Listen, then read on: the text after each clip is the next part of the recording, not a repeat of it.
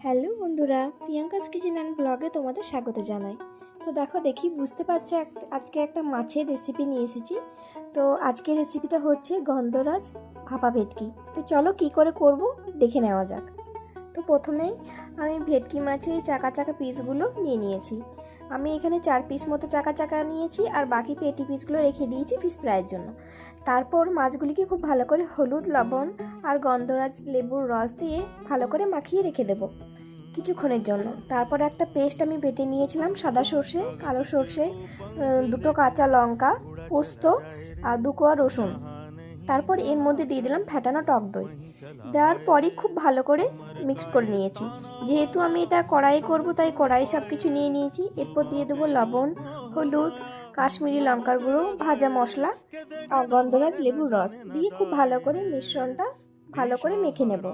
তো আমি এখনও পর্যন্ত কিন্তু গ্যাসটা অন করিনি। প্রথমে সব কিছু মিশ্রণ মাখিয়ে নিয়ে তারপর সব শেষে আমি গ্যাসটা অন করব। তার ওপর থেকে দেখো দিয়ে দিলাম সর্ষের তেল। সর্ষের তেল দেওয়া হয়ে গেছে। এবার চলো আমাদের গাছের কতগুলো ঝাল ঝাল লঙ্কা তুলে নিয়ে আসি। তো নিজের গাছের কোনো কিছু জিনিস হলে অবশ্যই ভালো লাগে, দেখতেও ভালো লাগে, খেতেও ভালো লাগে। তো আমি এখানে খুব একটা তুলবো না, কারণ ডেলি কটা করে তোলা হয়, এখানে কটাই তুলেছি। তো ওগুলো চিড়ে আমি দিয়ে দিলাম, দিয়ে ঢাকা দিয়ে এবার আমি কিন্তু গ্যাসটাকে অন করে দিয়েছি। তো আমি মাঝখানে একবার চেক করে নিয়েছিলাম, মানে উল্টে দিয়েছিলাম।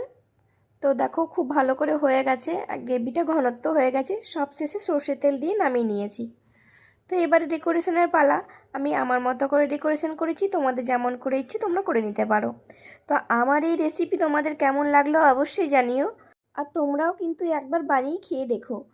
আর যদি কারোর কাছে গন্ধরাজ পাতা থাকে তো সেটাও তোমরা ইউজ করতে পারো। তো আমার কাছে ছিল না তাই আমি দিইনি।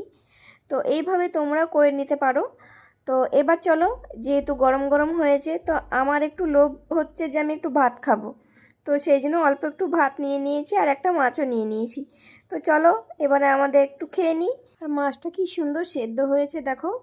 এর সাথে যে সেদ্ধ করা একটা লঙ্কা ছিল সেটাও আমি মেখে নিচ্ছি। এইভাবে তোমরাও খাও, দেখবে খুব ভালো লাগবে। তো আজকের ভিডিও আমি এখানেই শেষ করছি। ভালো থাকবে।